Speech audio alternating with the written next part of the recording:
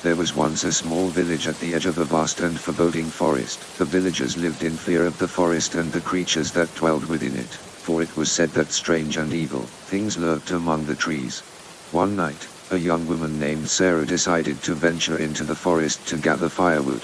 She had heard the stories, but she was brave and did not believe the tales of danger.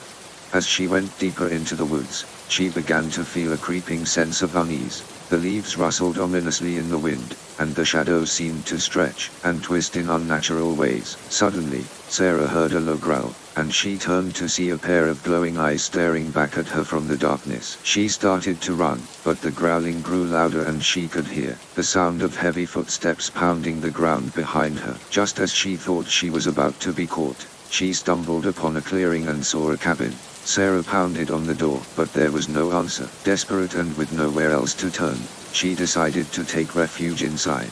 To her horror, she found that the cabin was filled with strange and unsettling objects, jars of preserved body parts, strange symbols scrawled on the walls, and a book open on a table with pages written in an ancient language.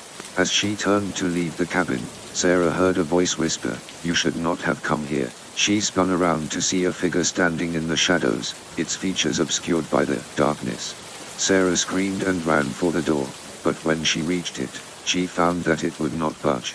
The figure began to move towards her, its eyes glowing red, and Sarah realized that she was trapped. She never returned from the forest, and the villagers whispered of a young woman who had been taken by the evil that lived among the trees. To this day, travelers who venture into the forest say that they can still hear her screams echoing through the trees on dark and stormy nights.